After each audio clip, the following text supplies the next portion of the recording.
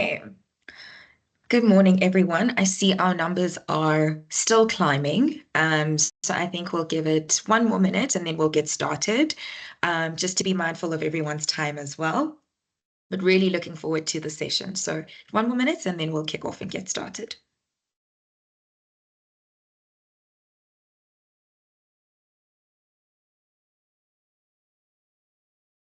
Also conscious that there are a couple of watch parties at our different partners too. So looking forward to this.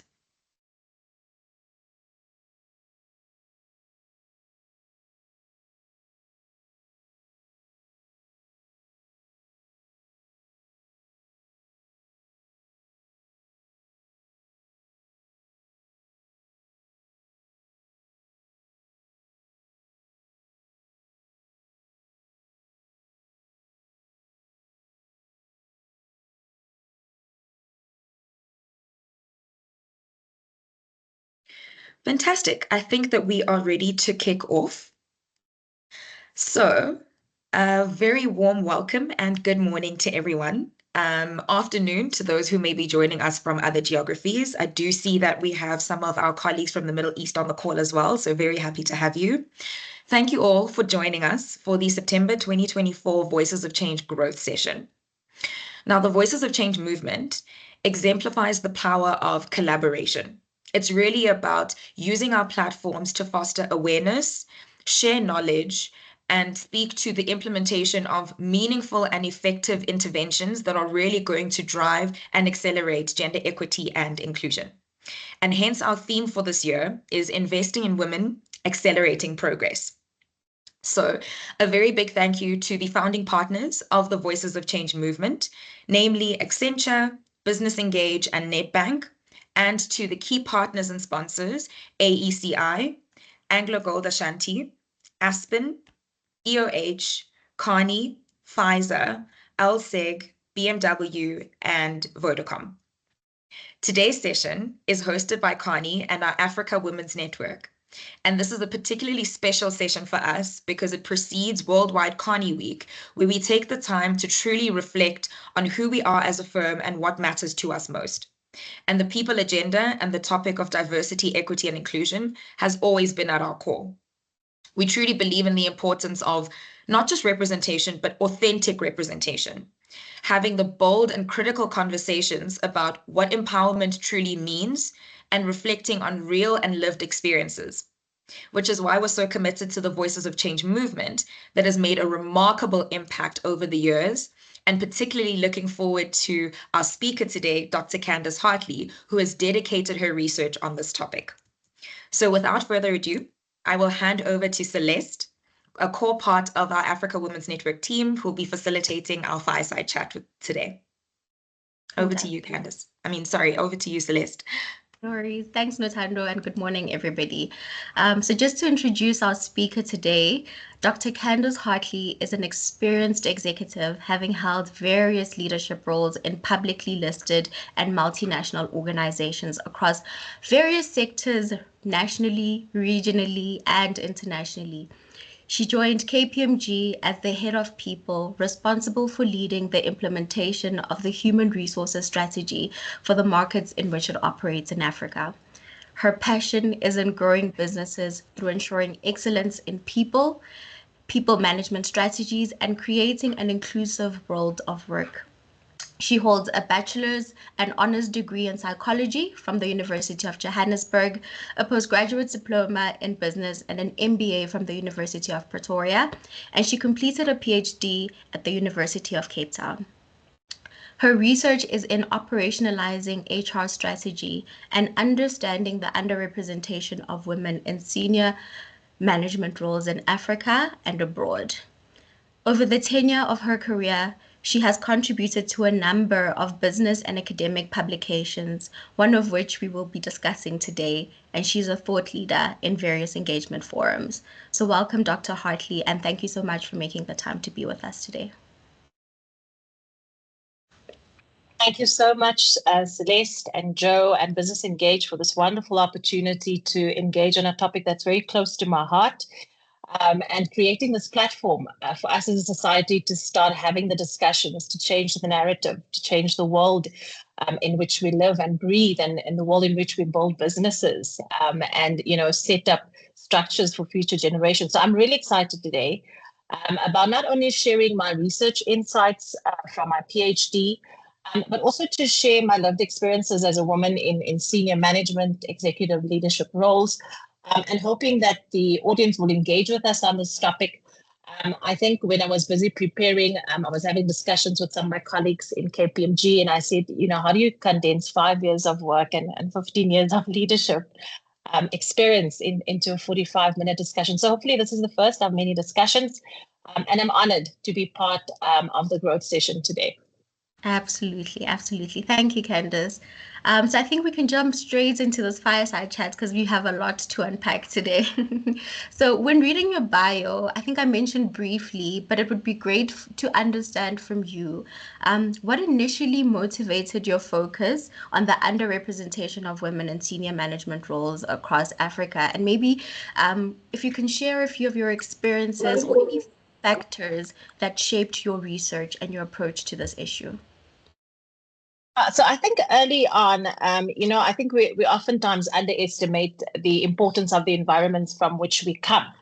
And having grown up in a marginalized community, and then having the opportunity to grow out of that community, going into school, girls only college at the time, help Makaramaisis word, you get a different perspective of what's possible in the world, right?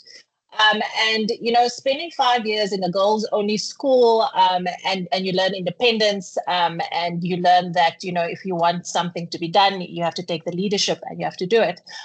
When I entered university and I started studying, you start seeing the difference. You start experiencing, the disparity between males and females, how we are received, how we are assessed. But I think for me, the real challenge came when I started after qualifying and after completing my graduate internship with South African breweries. The real challenge started when I started out in management. And the nature of the role, when you are specifically in people-orientated roles in a company, I was always surrounded by mostly male leadership teams, male CEOs, male vice presidents. And the female cohort on these management teams and boards was usually, 20%, 30%. And as you progress your career, and I was fortunate to be accelerated into executive management at Barlow World, you start going into board meetings and senior strategic decision rooms. And half of the sky that we hold up, there's a saying that women hold up half of the sky, it's just not around the decision-making table. And for many years, even in terms of planning succession into strategic decision-making roles as ExCo members, I was really vexed. Like, why is it that half of our global economy is not represented in these decision-making forums? People are making decisions that determine the way we live and the experiences that we have, and their voices is not heard. I think closer to the last I enrolled in about 2017 for my PhD research. As I started expanding my roles into Africa, Sub-Saharan Africa roles, Africa leadership roles, I was faced with another dynamic around the patriarchy in African societies and how the perception of women in an African society and women in business and leadership is almost contradictory at times. And it was almost exasperated that less and less African women was making it into the C-suite. So CEO roles, chief operation roles. And I was really vexed by it. And I think that vexing feeling left me to understand and dig a bit deeper to say, okay, you know what? It's one thing to be vexed. It's something completely different to do something about it. What can I do about this, right? And for me, my doing something about it was to produce knowledge, because I believe that when we produce knowledge, knowledge informs policies, policies informs practices, and practices is how we get to live in society. And that's what really motivated me. What motivated me is that for economies to grow, you have to incorporate the core talent in that economy, and that talent includes women. But women were being marginalized for a whole number of reasons that we discovered in my research. And that was my driving force. Like, how do we make the world better? How do we grow it? How do we expand our horizons? And the only way to do it is to open up the levels of decision makers and to incorporate that talent pool of women within the economies in which we operate. So that was really what drove me into my research. Fantastic. And I think, you spoke about your PhD research and, creating this body of knowledge and, about why women weren't making it into these important senior leadership positions and these key decision-making rooms.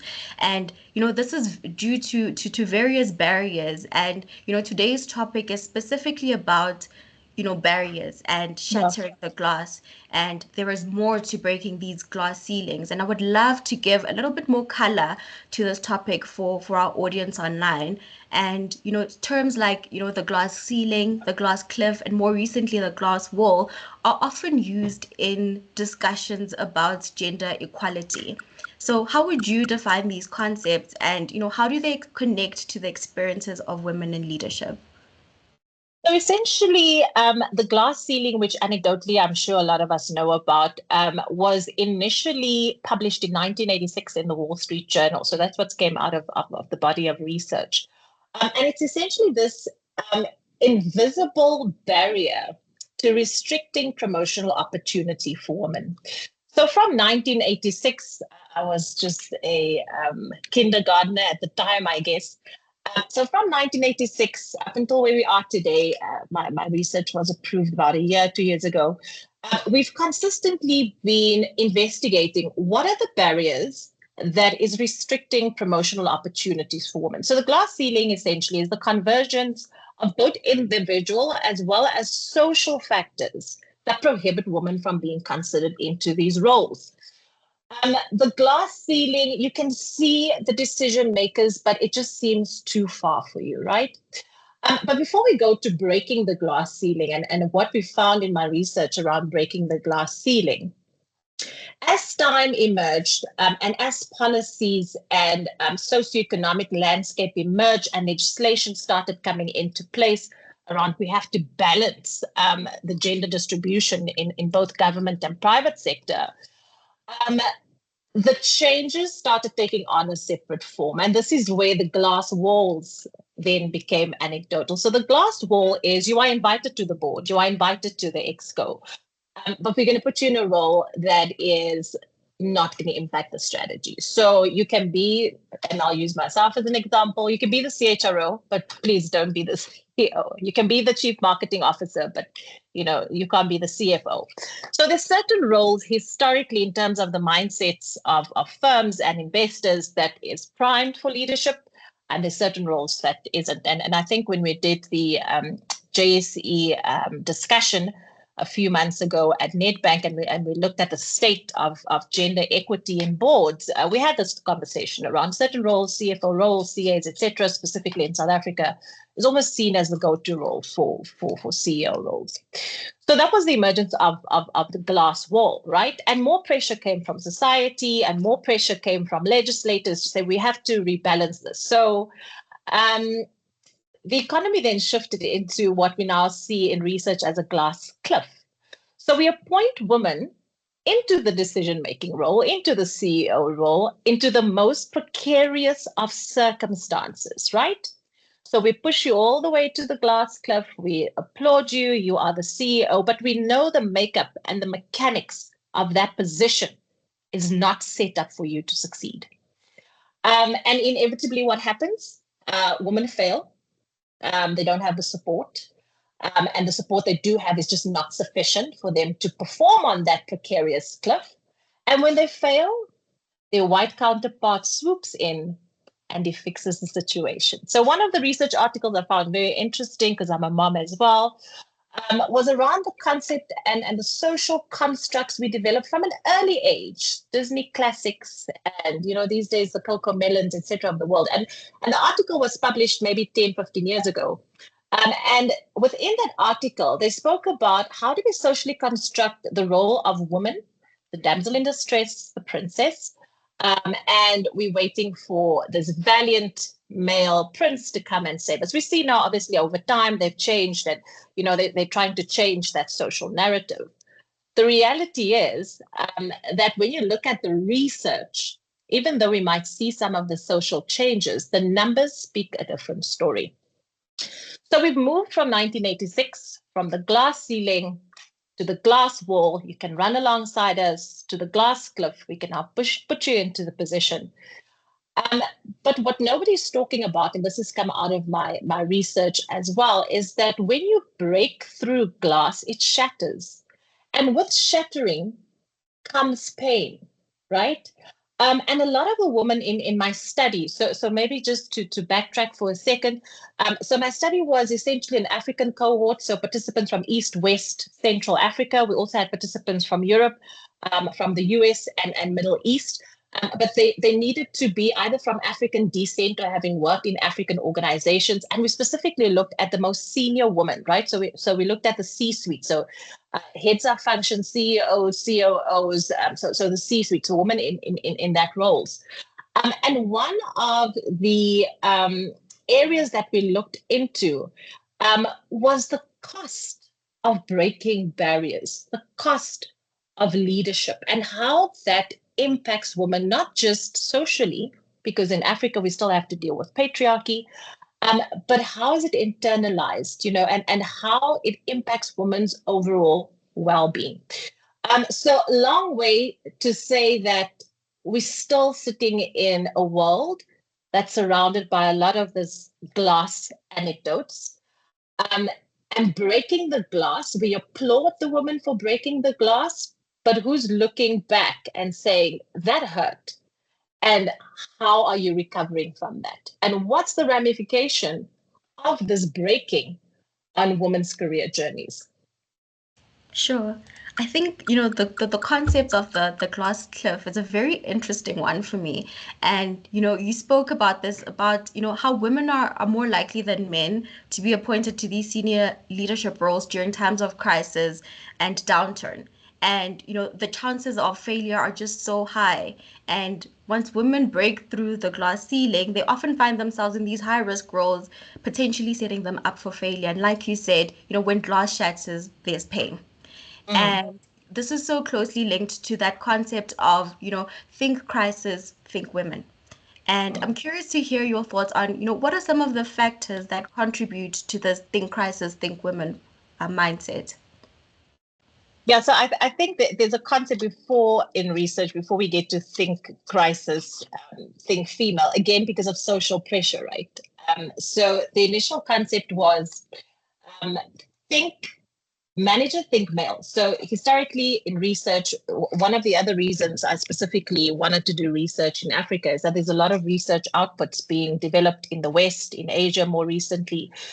But for every 9 pieces of research outputs in the West, Africa produces 1, which means that we're living in societies that determines narratives around our lived experiences as women in management, but nobody stopped to ask us. Nobody stopped to ask me as a woman in Africa in leadership, what's been your experience, right? And this was also one of those driving forces behind my research, was to bring the voice of the African female into the research. And Africa is very disparate. We have a number of different nationalities, countries, citizens, languages, and to tap into that and say, but we have a voice in the global economy, and how do we surface that voice in my research? So back to think male, think manager. Historically, the research around management and how we run organizations was that you get a man for the job, right? And it's even become a social sort of anecdote. But as Aspiration Society grew around diversity, incorporating the full talent pool into our decision making, we then moved into think crisis, think female. So why think crisis? So in the last few years, it's become very apparent that there is no substantive research done on the capabilities, whether individual, cognitive, socially, from a qualifications point of view, that predisposes men to being better leaders than women. So there's no argument or no research or science behind that, between a male and a female, when we look at leadership roles and the overrepresentation of men in leadership, it's just because they're better suited for it. There's no scientific explanation for that. So since there's no science behind it, it must be a social construct. So what happened in society over the last few years, as we've seen a lot of change, as we've seen a lot of geopolitical changes as well, what's happened in society is that society is demanding a different type of leader. Society is demanding a leader that thinks differently, interacts differently, engages differently with its stakeholders. And you would have seen in business research and literature, we started talking about the triple bottom line, and now we're talking about ESG, and we're talking about sustainability. And when you think about the female, so our composite predisposed inherent sort of features, typically they'll say women are more nurturers, but the reality is we do have differences. Now there is certain gender differences between how a woman leads and how a man leads, right? So I think because of where we find ourselves, the crisis of leadership, society is demanding a different type of leader. And I think this is where women are now positioned. When you look at the research and you look at contextual issues around how do we assess whether this is the best person for the role, that research is actually showing there's certain characteristics that actually makes women better leaders.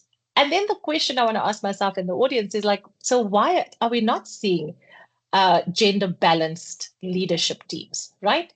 And again, for me, it boils down to that systemic social constructs that is keeping women out of these decision-making roles. I love that. And I think you raised a very important role. And I think that I want to, drill into these systemic barriers. So systemic barriers often, prevent women from advancing into senior leadership roles. And even when they do, their roles are often tied to, transformation efforts or diversity targets.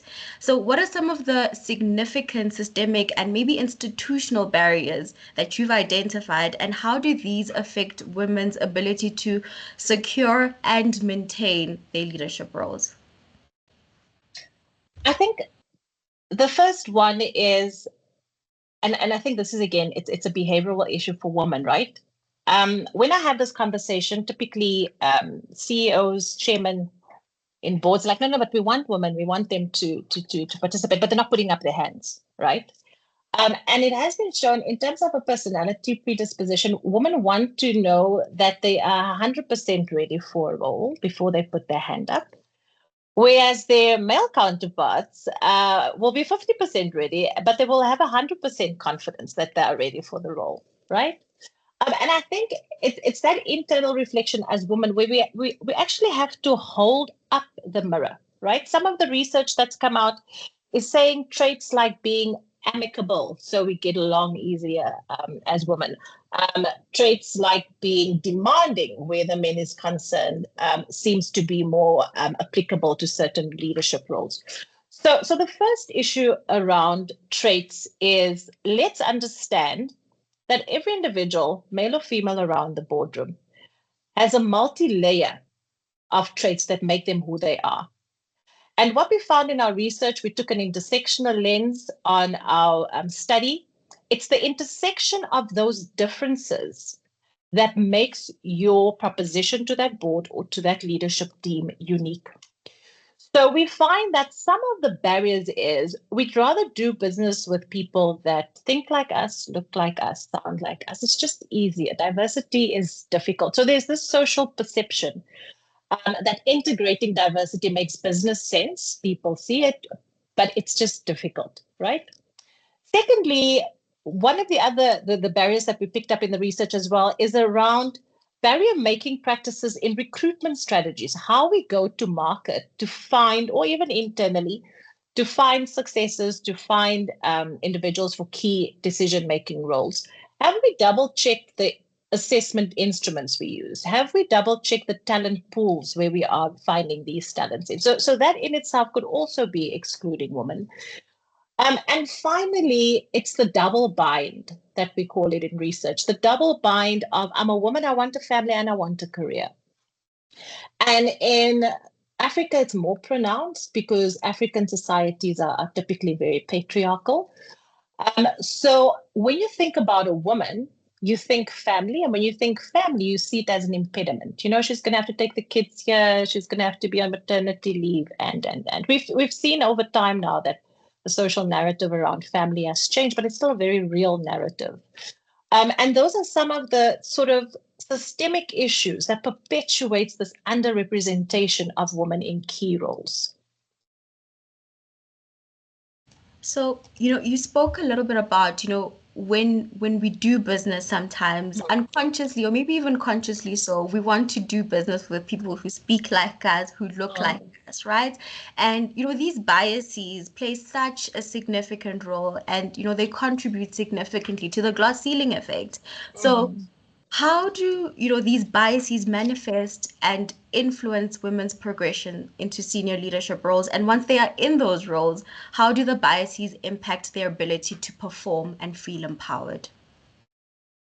I think for me, I'm going to give you two views, right? So the one is from my research findings. So where women, either the only women or women that's part of multinational teams and they don't speak the local language. So one of my research participants was from the Middle East, which is also a very patriarchal society. And within that society, even though she was the vice president, when they engaged with clients, she had to speak through her male counterpart, who happens to be the person that she reports into, right?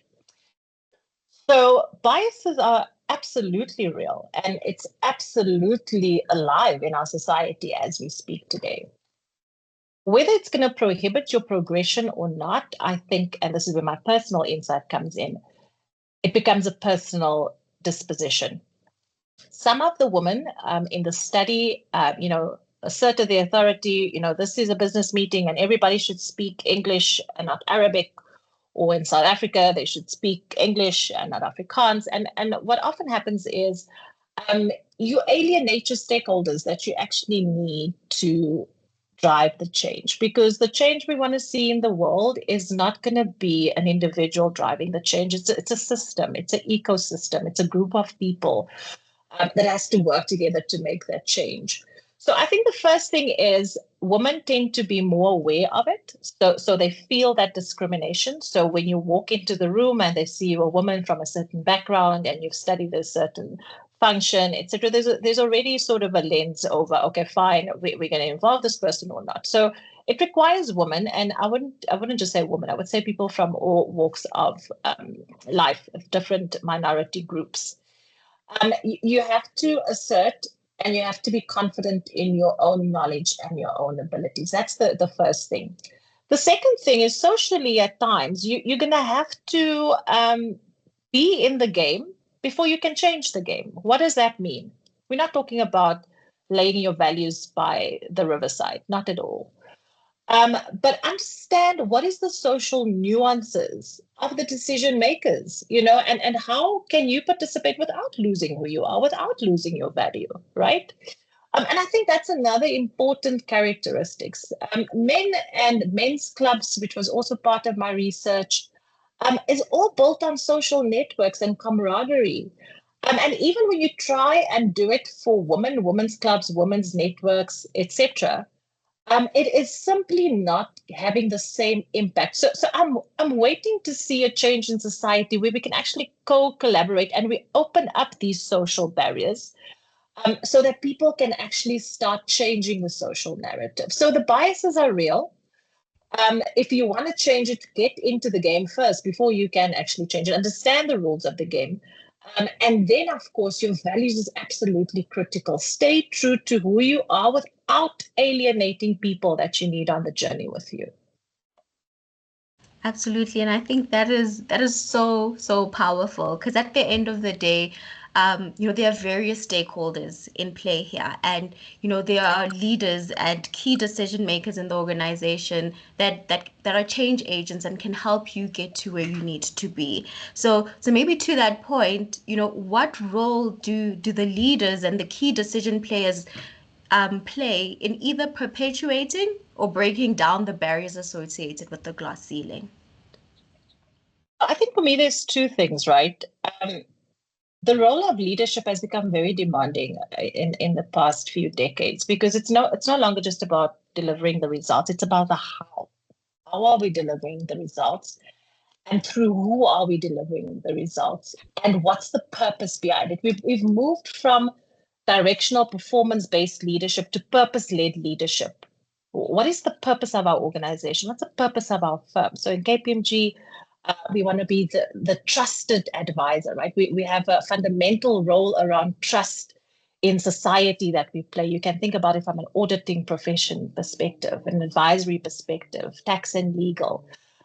The advice we provide, the services we provide must be trusted by our stakeholders. So when everything is said and done, what is the purpose? And I think this is where leaders need to start holding themselves accountable for driving and implementing the purpose of a firm, and not just pull up the scorecard of results, profitability, what have we delivered, etc. So that's the first change that needs to be amplified. I think the second change from a leadership point of view, and this is going to be a little bit different because it's not a hard factor, right? It's not about putting governance structures in place and having plans, etc. That's expected. That's your job as a leader.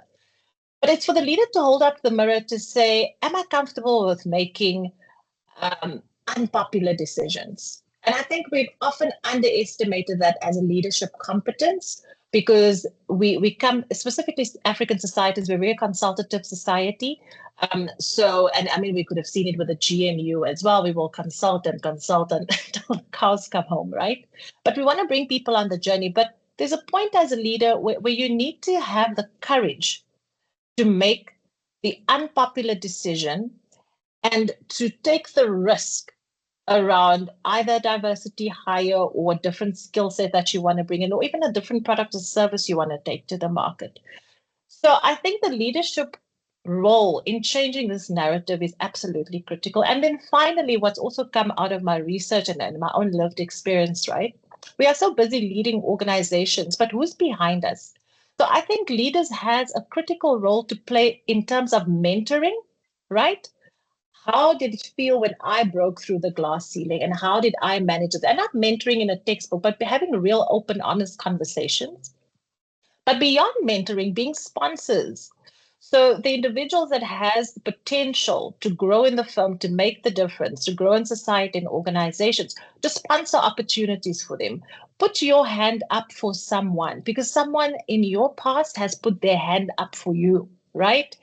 And I think that is so important. And all of this for me, again, Celeste, boils down to we must focus on having courageous leaders that's not just talking about the change, but that is willing to be unpopular for a moment or a season, but know that the changes they are leading will have generational impact.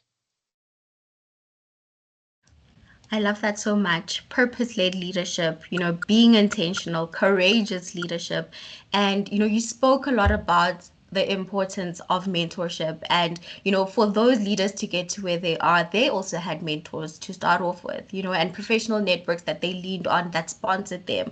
But currently, what gaps do you feel like still need to be filled within the mentorship space, if you will?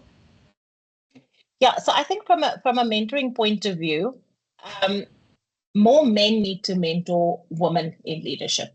And I'm saying this from my own personal experience, also what I've seen in my research candidates. The ones that made it to the top roles, the CEOs, COOs, CFOs, the key decision-making roles, they've inevitably had male mentors, right? Someone that had the courage to say, I see potential in you and I'm going to back you.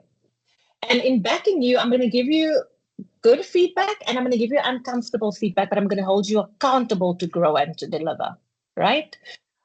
So I think Business Engage, this is one of their strategies with these business walks and leaders walks. We have to tackle the male cohort of leadership, and they need to extend this hand. Some of them are doing it, but I think we can do more from a mentorship point of view. What was your follow-up question? Sorry, Celeste, I didn't hear. I can't recall now. Sorry, I was just asking, what gaps do you still see in the mentorship space? Yeah. So I think for me, the one is we need more male mentors. And I think secondly, from a mentoring point of view, and what I've often found is, you can have very structured mentoring programs and it's good. But that chemistry between a mentee and a mentor is so important and we underestimate it. So my mind is always between the science and the magic. The science is have a structured program, monitor it, implement it. The magic is how do you mix the chemistry that someone feels like I can pick up the phone and I can have a conversation with my mentor. And it's going to be a real and open and honest conversation. And sometimes that needs to happen outside of your organization or outside of your firm so that you have this objective view externally. That's the one gap. The second gap I think we still have in society is a pay gap, and nobody wants to talk about it because it's an uncomfortable topic to talk about. The reality is women are earning less than men, right? And some organizations is getting it right, and we are calibrating it. But for most part of society, and the numbers usually is like 75 cents to 50 cents per dollar for men and women. And the interesting thing in my research, when I asked women about the gender pay gap, right, and I asked them, so do you think you've suffered from it? Have you experienced it? Most of them, and these are senior women, right? Most of them said, yeah, maybe I think about it. Yeah, So I said, okay, so what do you consider when you are offered a role? No, I just look at what I'm currently earning and sort of what they're offering me. But if you're already starting on a low base based on research, women's already earning less, right? And we understand it's for a few factors. The first factor is women enter the workforce much later as economies evolved over the years, number one. Number two, we also understand that women take time out of their careers to have children. And that also comes at a premium. And number three, we understand sometimes women just opt out and like, you know what, this is not for me. So the data around women and women earning, we know women are earning less. We know that women are starting on a lower base. And we always have the conversations around budgets and what people earn. So for the time that you are away having a child, you're on maternity leave, but for the time that you started to enter the workforce late, every day you are not in the workforce, your male counterpart is earning, right? So we know economically it's not equitable. And that is a gap. And I think, again, there's been legislative drives around it. I've seen it in global economies like the UK. But the real change comes with the members of the board and the compensation committees and the research and the tolerance we have to equalize those scales, right? So for me, that's most certainly still a gap around what I'm seeing in terms of equity in the workplace. No, absolutely. And I think the pay gap is an important one. And I think maybe, if we just have a look at, some of the interventions that we can sort of put in place in corporates, what are some of those that have been proven effective in breaking some of these barriers that women face on a daily basis?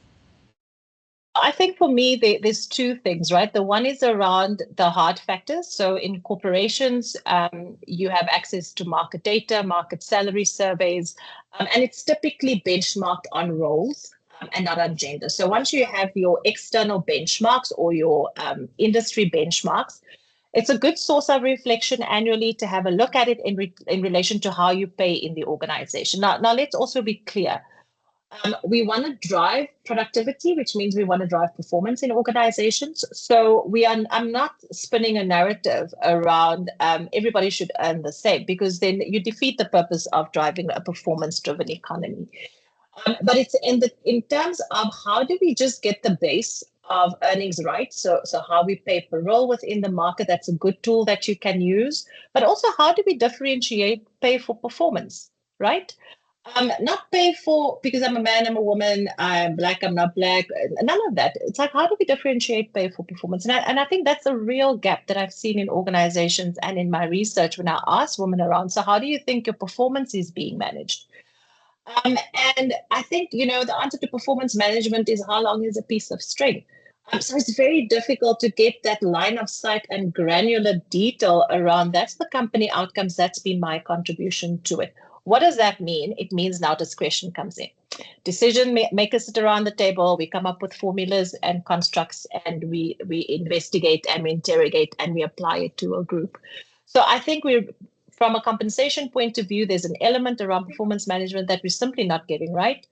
But there's also research and data that we should use to guide our salary and decision-making decisions. Absolutely. And I think, this fireside chat is so important to bringing light to these very important topics. And the time is just, zooming past us. But I think, in your research, you conclude your paper with a very important African proverb. And I think, this is a very, very important question where we say, until the lions can tell their side of the story, the hunt will always glorify the hunter.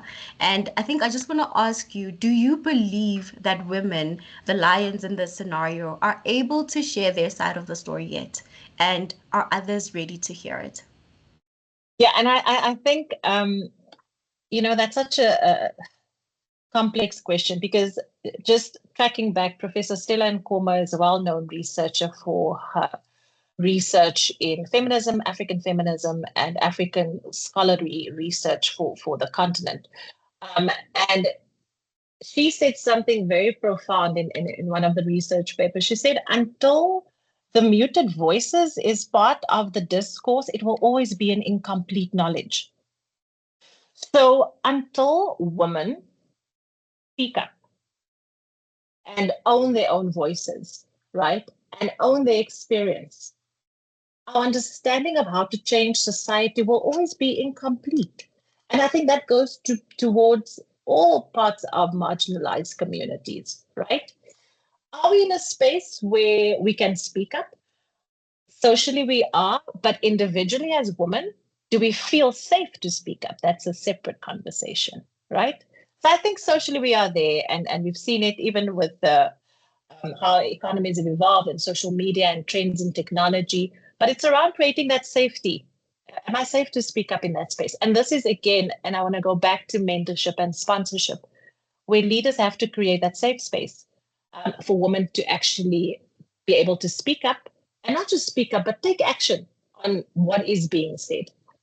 And I think, Celeste, hopefully that would answer your question around the muted voices. No, absolutely, it does. So for me, I think also my key takeaway from it is, there's a paradoxical thing that we usually say in corporate where we have empowered, powerless women. But how do we then just make them empowered, right? And I think that is so important. Fantastic. So I think before I defer to the chat for any questions, I would just like to see if anyone in the room has any questions for Dr. Candice. Happy for you to just raise your hand, come off mute, come on camera, and ask Dr. Candice.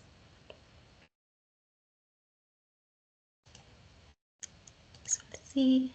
Okay, let me just quickly go into the chat. So the first question in the chat that I see is, do you think organizations are honest enough in talking about the pay gap narrative, especially in terms of diversity, gender, race, and even age? Also, foreign employee pay versus citizen pay. Yeah, so I think whether they're comfortable talking about it or not is up for debate. But I know most certainly from a governance perspective, it is a requirement, right? So even in our the governance structures around transformation, social, and ethics, it's a very clear mandate from legislators, from governing bodies. It needs to be spoken about. And I think the intention, and what I've personally experienced in my leadership journey, is that we look at the data coldly and we make a decision, right, around affordability and how we are going to fix it over time. But I think it's when you put the actual warm bodies behind the employee numbers that it becomes a difficult conversation to be had. Because how do I go back to an employee and say, actually, I've been underpaying you for the past 5 or 10 years? It's not an easy conversation. But this is what leadership is about. Sometimes we get it wrong and we need to own it. But what are you going to do to change it for the future generations, right? So when we talk about income differentials for foreign nationals and for locals, right? Each country has a very different cost and quality of living index. It also has very disparate salary inflation level. So not your typical CPI in terms of the macroeconomic factors, but how salaries move from year to year. When you are a foreign national in maybe use South Africa as an example, because I've also done assignments across Africa, it depends on your employment contract. So if you are an international assignee, you'll always be based back in terms of your homecoming, your income in your own home country, because that's where your pension funds and benefits resides. But if you are localized, so you're on a local contract of employment, the same parameters apply. So they always benchmark the income of foreign nationals, not against nationality, but against the role. And that's also articulated in legislation. Thanks, Dr. Candice. Zipo, I see you have your hand up. Thank you so much for this talk. I feel really inspired. It was mentioned that there needs to be a balance between the science and the magic of a mentor-mentee relationship. My question is, as a mentee, how do we identify a mentor? And then on top of that, how do we then build that chemistry and that relationship with a mentor? Yeah, and I think that's so important. So for me, there's two ways of doing it, right, that I've seen in my experience. The first is within your career plan, your functional growth. So if you aspire to be, I don't know, CMO or CEO or a technical specialist for that matter, look at someone that's doing really well that you can resonate with, right? And they've probably 2 or 3 levels higher than you are in the firm or externally, because there's something around their journey and how they got there that can help you on your journey and accelerate your learning. That's essentially the purpose and the power behind mentorship. Why should I make the same mistakes if someone's already made it? That's one of the fundamentals of developing societies. We don't have to keep reinventing the wheel. The wheel's been invented, and we improve as we go. So that's the first thing. The second thing is, sometimes you have to be open to a no. Some of these mentors are already stretched for capacity, and they're breaking ceilings, and they're on the precarious cliff. And if you get no on the one end, you have to keep knocking, because the right door will open for you, right? And I think the third thing is be realistic about what you want to achieve out of your mentoring relationship. For me, from a mentee point of view, I learn from a mentee as much as I'm pouring into them. So it has to be a pouring in of both. And sometimes the mentorship relationship starts off great, and it's for a season, and then sometimes it dwindles down, and that's also okay. You can also leave it to dwindle. So I think let's be less rigid in our approach to our development, and a little bit more fluid to bend with it as you go. I think that's so important, Dr. Candice. Just another question from the chat. What is your view of what the imposter syndrome is? And is there a link to some of the practices linked to window dressing, appointing women in C-suite roles with no real decision making? And what would your advice be to women navigating this and the glass ceiling? Yeah, that's quite a mouthful and another thesis, but I'm gonna give it a go. So the imposter syndrome is real, and the imposter syndrome is the effect of questioning: should I be here? Am I good enough? Do I belong in this decision-making forum? Was I selected because they're window dressing, or they needed to put a Black female on their board? What gets you in the room and what keeps you in the room is two completely different things, right? So for me, the flip on imposter syndrome, and again, it ties into my research around wellness and well-being of women. The sooner you recognize where you are, the sooner you can make decisions to change it, right? And I think this is where the network of support, mental well-being, having a support network at home, family, friends, mentor sponsors is important in terms of navigating you through that transition, because it's typically when you transition into a role. So I think from an imposter syndrome point of view, it exists, but it can be overcome. That is my view in terms of how I see it, right? The second part of the question, sorry, Celeste, after the imposter syndrome. So it says, is there a link to some of the practices linked to window dressing, appointing women in C-suite roles with no real decision making? And what would your advice be to women navigating this and the glass ceiling? Yes. Yeah. So I think what you're talking about window dressing is the glass wall that I spoke about in my research. So we bring you on board, we put you in the exco room, but you can only decide on CSI, right? You can't decide how we're going to change, how we go to market, business development, how we're going to grow and expand the firm. Your mandate is non-consequential to the overall outcomes of the firm, but it's important because I believe every organization is an integrated system. Right? How do you navigate it? For me, what I've learned in my own career is you start making contributions outside of your role that you've been appointed into.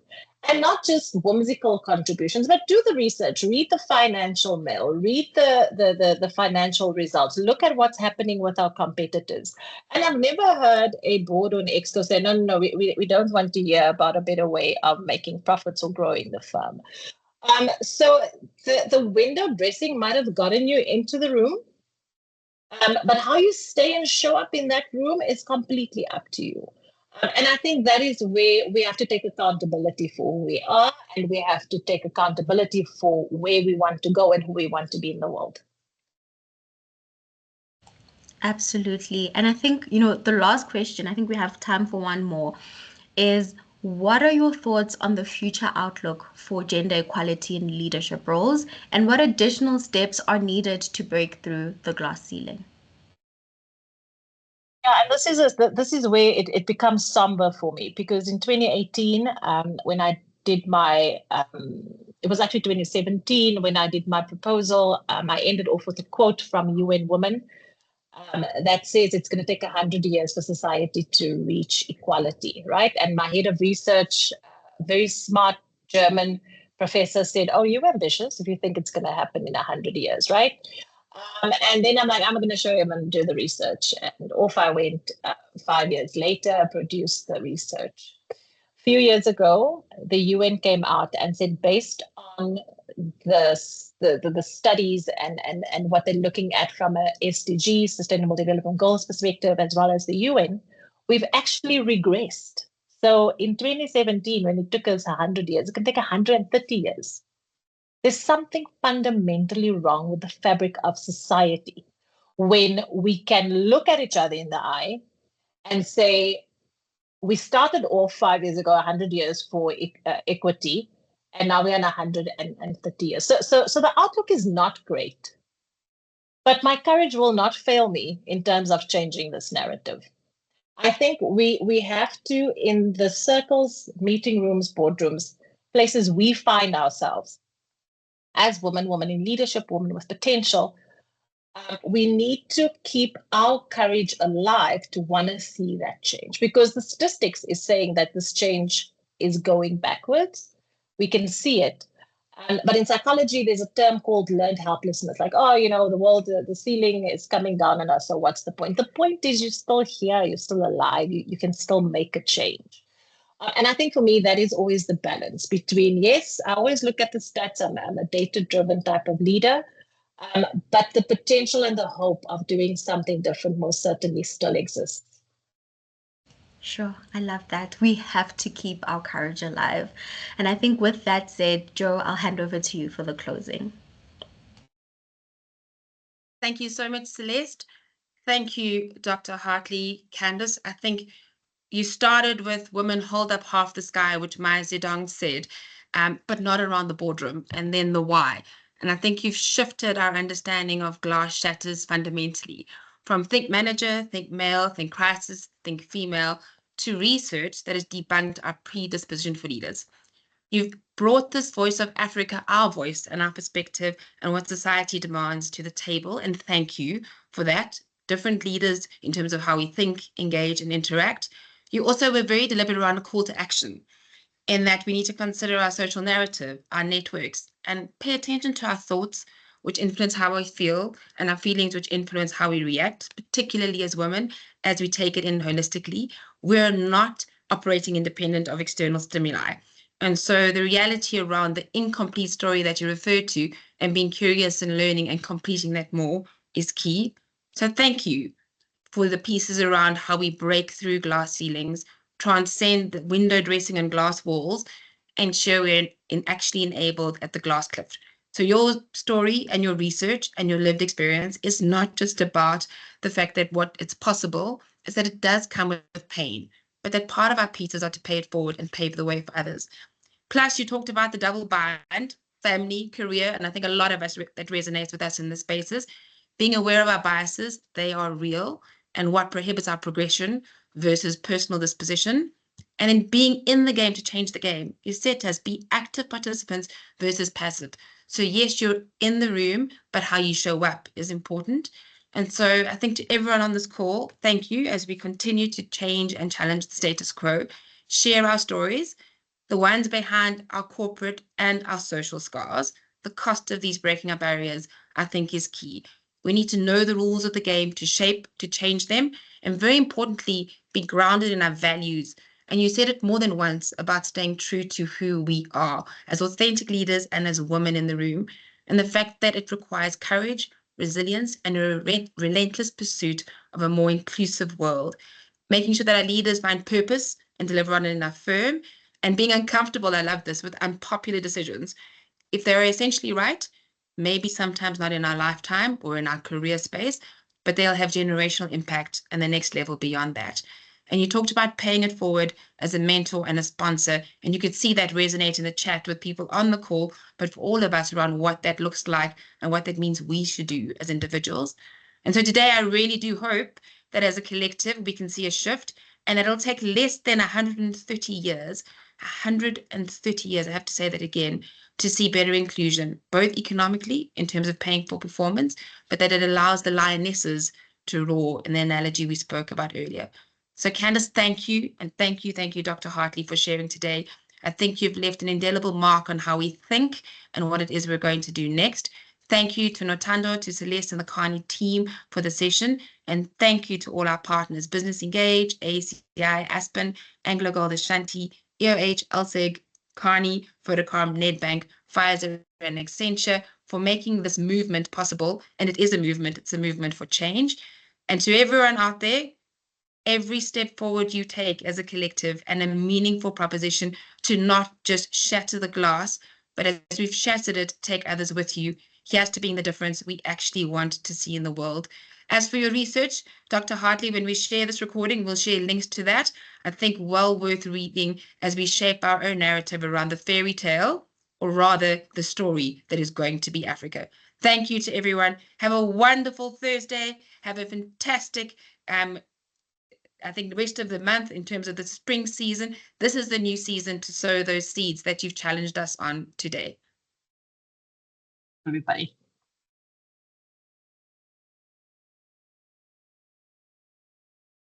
Thank you all.